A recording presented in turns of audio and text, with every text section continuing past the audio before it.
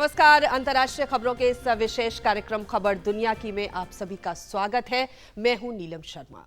खबर दुनिया की यानी कि बीते हफ्ते भर में दुनिया के विभिन्न हिस्सों में घटित सभी अहम खबरें लेकर हम हाजिर हो जाते हैं और अगले आधे घंटे में खबरें होंगी अंतर्राष्ट्रीय राजनीति की, कूटनीति की, सामाजिक उथल पुथल की और झांकी भी होगी फिल्म, संगीत और कला जगत की। लेकिन सबसे पहले शुरुआत करेंगे बड़ी खबरों के साथ।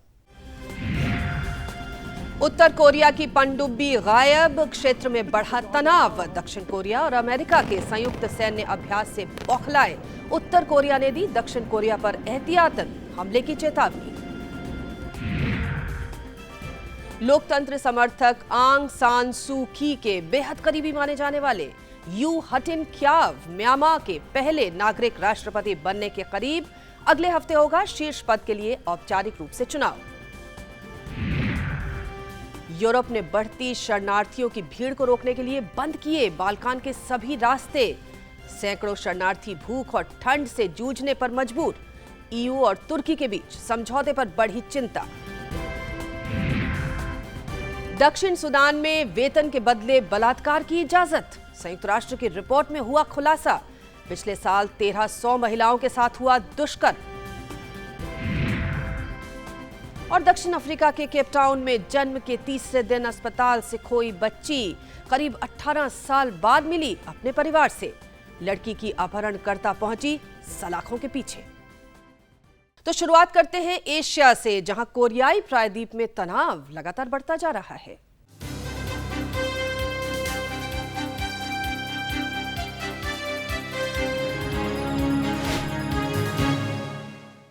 उत्तर कोरिया ने कहा कि उसकी सेनाएं दक्षिण कोरिया पर एहतियातन हमले करने और उसे मुक्त कराने के लिए तैयार हैं। ये चेतावनी दक्षिण कोरिया और अमेरिका के सालाना संयुक्त सैन्य अभ्यास को लेकर उत्तर कोरिया की नाराजगी के संदर्भ में है। इस बीच उत्तर कोरिया की एक पनडुब्बी गायब हो गई है। पनडुब्बी इस सप्ताह के शुरू में उत्तर कोरियाई तट पर संचालित थी और अचानक लापता हो गई। कहा जा रहा है कि यूएस नेवी इस पनडुब्बी को ट्रैक कर रही थी जब वो लापता हो गई। म्यांमार में राष्ट्रपति चुनाव के लिए आंग सान सू की के प्रत्याशी हटिन ख्याव के नाम पर संसद के निचले सदन ने शुक्रवार को मोहर लगा दी। इसके लिए सदन में हुए मतदान में ख्याव को 317 में से 274 वोट मिले। राष्ट्रपति पद के चुनाव के लिए संसद के दोनों सदनों का संयुक्त मतदान 15 मार्च को होगा। इसके बाद ही निर्वाचित राष्ट्रपति के नाम की घोषणा की जाएगी। Who said I'm going to be the Prime Minister? The Prime Minister is below the President. I've said I'm going to be above the President. संसद में ऐतिहासिक जीत के बावजूद राष्ट्रपति बनने में संवैधानिक अड़चनें सामने आई तो नेशनल लीग फॉर डेमोक्रेसी के नेता आंग सान सू की ने ये बयान देकर सबको हैरान कर दिया। कयास लगाए जाने लगे थे कि हो सकता है कि अंतिम समय में कोई समझौता हो जाए। कोशिशें भी हुई, लेकिन अब सू की के ऐलान से लगता है कि वो हार मान चुकी हैं। राष्ट्रपति पद के लिए ऐसे शख्स का नाम दिया जो उनके विश्वसनीय मित्रों में से है। उनका नाम आने से सू की के मैं राष्ट्रपति से ऊपर रहूंगी के बयान का मतलब निकालना आसान हो जाता है। बहरहाल हटिन ख्याव एनएलडी के जाने माने चेहरा हैं, खुद एक कवि हैं और उनके पिता भी मशहूर कवि थे। ख्याव ने ऑक्सफोर्ड से डिग्री हासिल की है। सू की की नजरबंदी के दौरान जिन चंद लोगों को उनसे मिलने की इजाजत थी उनमें से एक ख्याव भी थे। दोस्ती का गहराई का अंदाजा इस बात से लगाया जा सकता है कि वो अक्सर सू की के निजी ड्राइवर की भूमिका में होते थे। लिहाजा जब उनके नाम की चर्चा हुई तो मीडिया ने ये कहने से गुरेज नहीं किया कि सू की ने अपने ड्राइवर को ही राष्ट्रपति बना दिया। बहरहाल सू की ने लोकतंत्र के लिए काफी लंबा रास्ता तय किया है और अब भी बहुत लंबा रास्ता बचा है।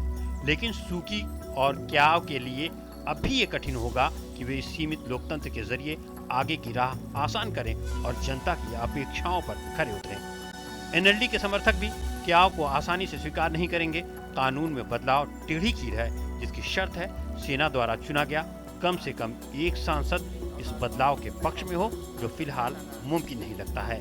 नियम के मुताबिक जिस किसी के करीबी परिजनों में से एक भी विदेशी नागरिक हो वो राष्ट्रपति नहीं बन सकता। सू की के पति विदेशी नागरिक थे और उनके बेटों ने भी ब्रिटेन की नागरिकता ले रखी है। अब सू की को उम्मीद है कि 1-2 साल में बदलाव के लिए अनुकूल माहौल तैयार हो जाएगा, जिसके लिए ख्याव सबसे उपयुक्त आदमी होंगे।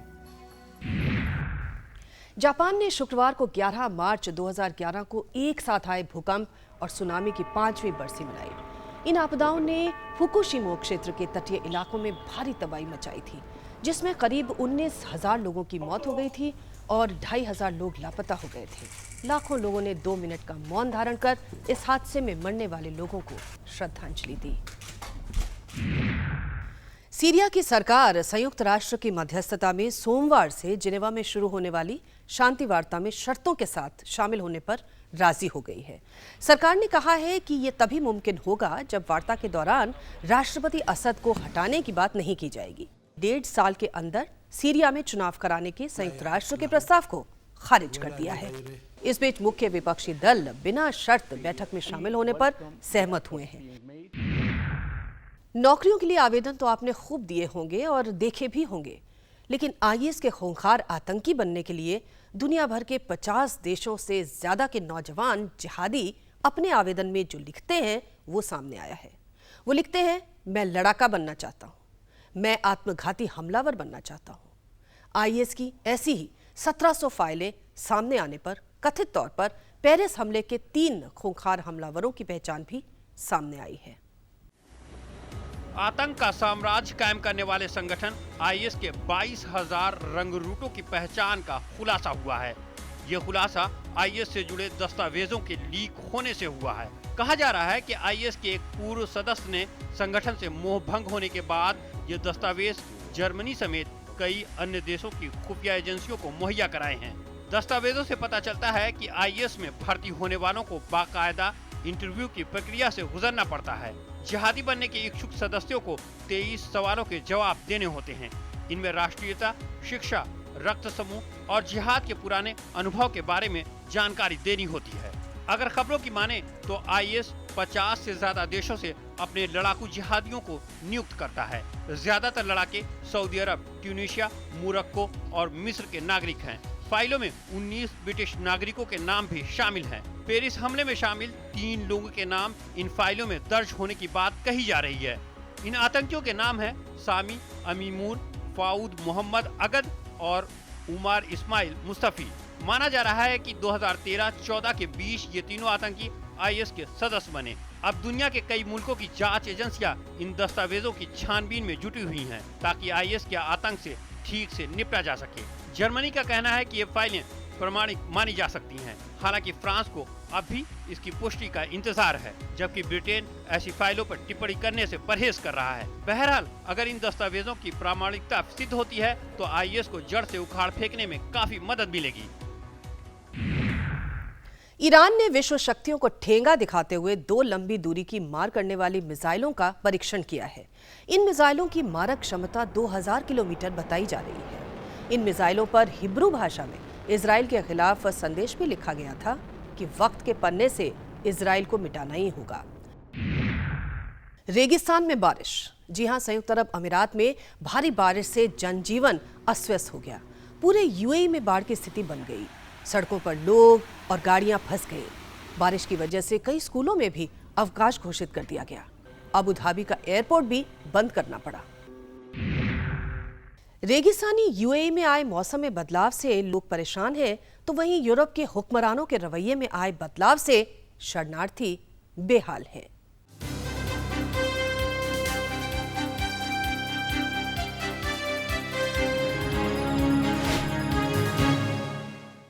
यूरोपीय नेताओं को शरणार्थी संकट के चक्रव्यूह से निकलने का कोई रास्ता नहीं मिल रहा है। सारी उम्मीदें तुर्की पर टिकी हैं और उसने कुछ नए प्रस्ताव दिए हैं और नई मांगे भी की हैं।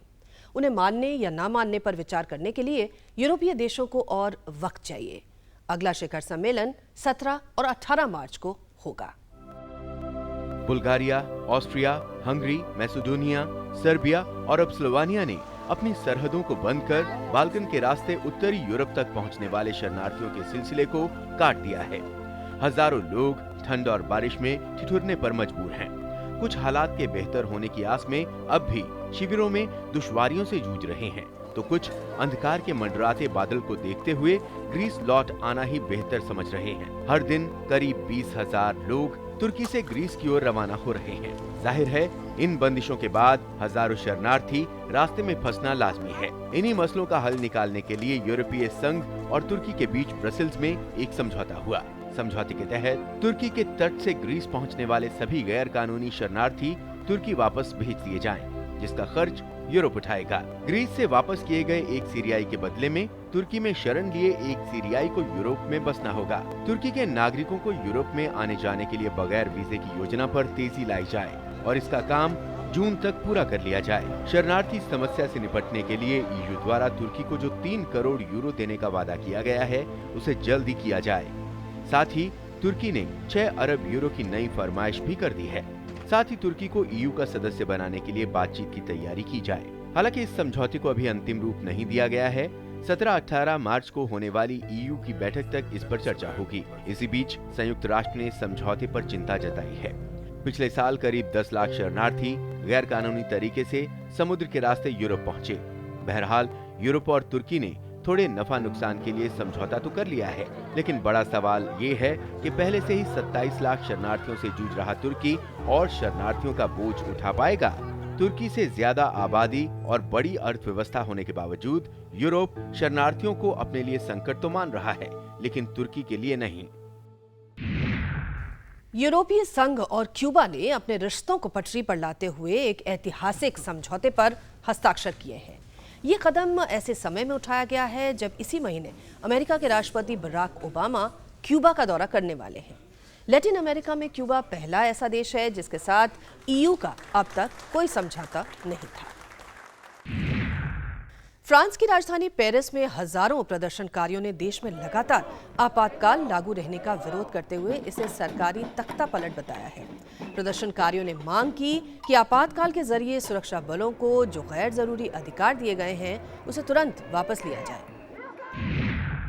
फ्रांस में सरकार के खिलाफ लोगों का बढ़ता गुस्सा है तो दक्षिण सूडान में सरकार समर्थित लड़ाकों के अमानवीय व्यवहार से दुनिया भौचक्की है।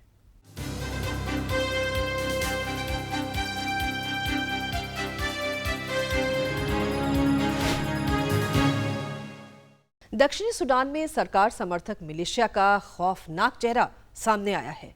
सेना को वेतन भुगतान के तौर पर महिलाओं से बलात्कार करने की इजाजत दी जाती है, ये कहना है संयुक्त राष्ट्र की एक रिपोर्ट का। हालांकि दक्षिणी सूडान की सरकार ने इन आरोपों को खारिज किया है।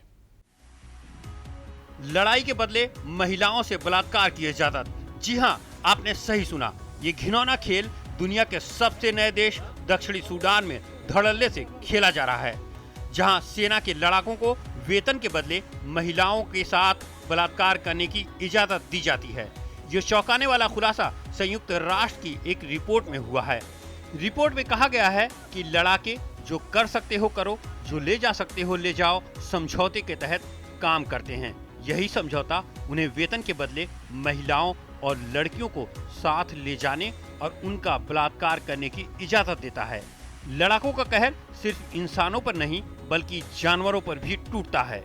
मवेशियों को हाक ले जाते हैं, संपत्तियों को जब्त कर लेते हैं। एक महिला ने आप बीती सुनाते हुए कहा कि उसकी आंखों के सामने उसके पति को कत्ल कर दिया गया। फिर 15 साल की बेटी के साथ 10 सैनिकों ने दरिंदगी की सारी हदें पार कर दी। बदला लेने के लिए कई बार लोगों के टुकड़े टुकड़े कर दिए जाते हैं। इसी बीच एमनेस्टी ने भी दिल दहला देने वाला खुलासा करते हुए कहा है कि 60 से ज्यादा लड़कों और पुरुषों को सरकारी बलों ने एक कंटेनर में बंद कर दिया। वे चीखते रहे, चिल्लाते रहे, मदद की गुहार लगाते रहे। आखिरकार दम घुटकर उनकी मौत हो गई।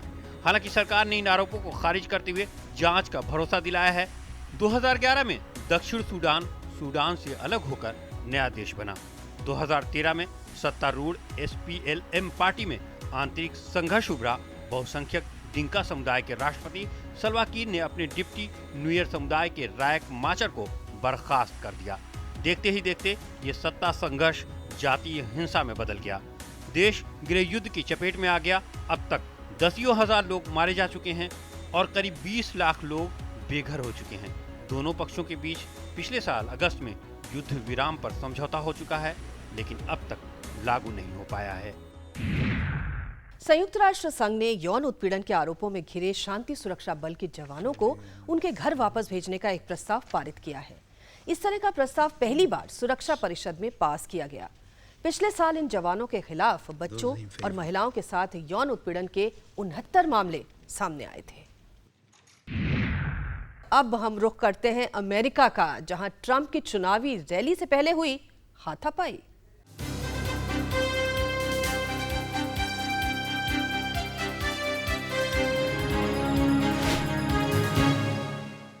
अमेरिकी राष्ट्रपति के लिए रिपब्लिकन पार्टी के उम्मीदवारों की दौड़ में आगे चल रहे डोनाल्ड ट्रंप ने भारी विरोध प्रदर्शनों के चलते शिकागो रैली रद्द कर दी। रैली शुरू होने से घंटों पहले सैकड़ों की संख्या में उनके समर्थकों और विरोधियों की भीड़ इकट्ठा हो गई। इस बीच विरोधी उनके खिलाफ नारे लगाने लगे और झंडा छीनने की कोशिश करने लगे, तो दोनों पक्षों में हिंसक झड़प हो गई। अमेरिकी राष्ट्रपति बराक ओबामा ने लीबिया में तनाव का जिम्मेदार ब्रिटेन और फ्रांस को ठहराते हुए लीबिया में हस्तक्षेप को एक गलती माना है। उन्होंने द अटलांटिक पत्रिका से बात करते हुए कहा कि मैं समझा था कि लीबिया में ब्रितानी प्रधानमंत्री डेविड कैमरन ज्यादा बोझ बर्दाश्त करेंगे, लेकिन ऐसा नहीं किया गया। भारी बारिश के चलते पेरू के कई इलाके बाढ़ की चपेट में आ गए हैं। बाढ़ से अब तक 14 लोगों की मौत हो गई है, जबकि 60,000 से ज्यादा लोग बेघर हो गए हैं। अल नीनो के कारण बेमौसम बारिश वहां पर हो रही है।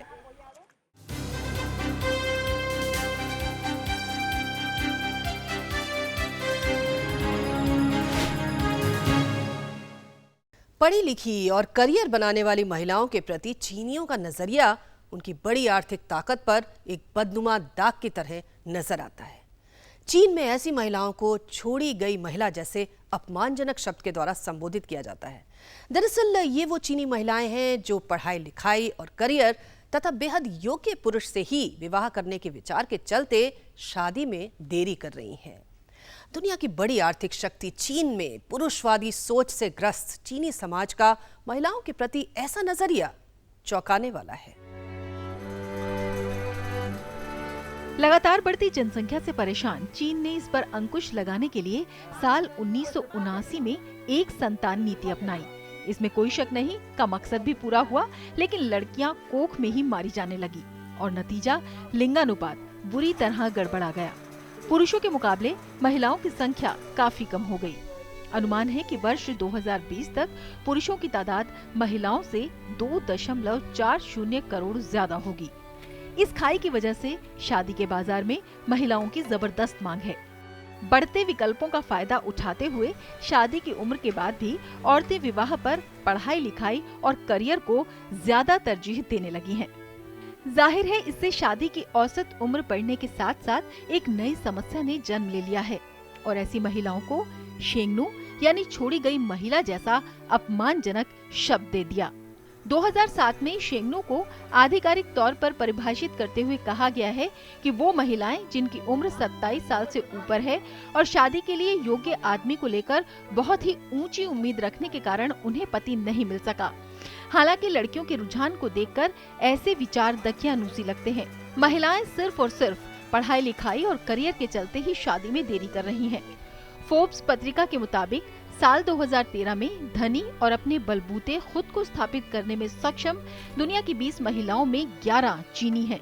शिकागो स्थित अकाउंटिंग कंपनी ग्रांट थार्टन के मुताबिक साल 2013 में वरिष्ठ मैनेजरों के पदों पर 51% महिलाएं हैं। चीन की महिलाएं इस मामले में अव्वल हैं। ये आंकड़े यही बताते हैं कि शेंगनू कहकर इन लड़कियों की भूमिका कम नहीं की जा सकती है। साथ ही चीन को उस सोच में भी बदलाव करने होंगे जिसके चलते आज भी देश में सर्वोच्च नीति निर्धारण संस्थान चीनी कम्युनिस्ट पार्टी के पॉलिट ब्यूरो में सिर्फ 2 महिलाएं हैं।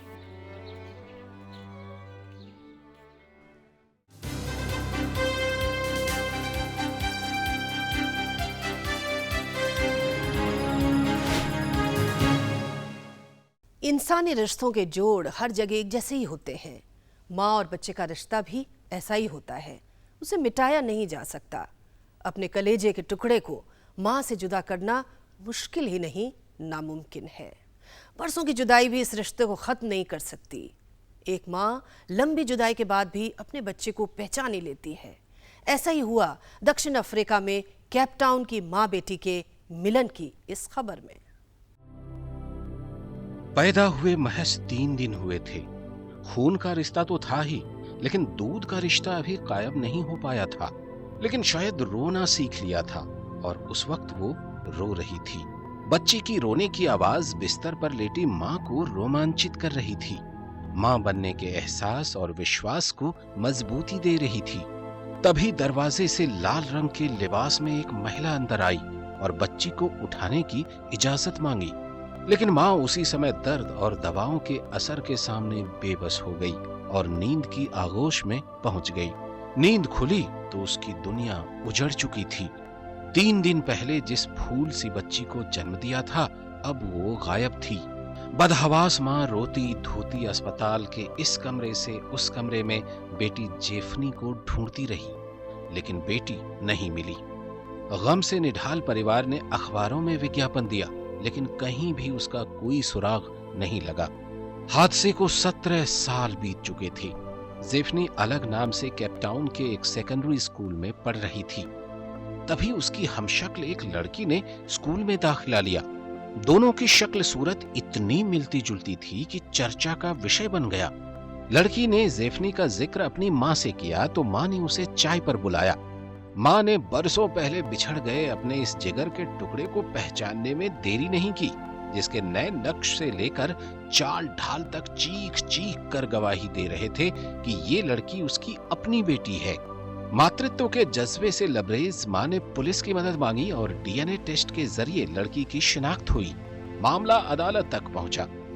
महिला ने अदालत को बताया कि उसका गर्भपात हो गया था। तभी उसे रेलवे स्टेशन पर एक महिला मिली और कुछ पैसों के एवज में ये बच्ची दे दी, जिसे कानूनी तौर पर उसने गोद लिया है। लेकिन जज ने इसे परियों की कहानी बताते हुए उसे सलाखों के पीछे ढकेल दिया।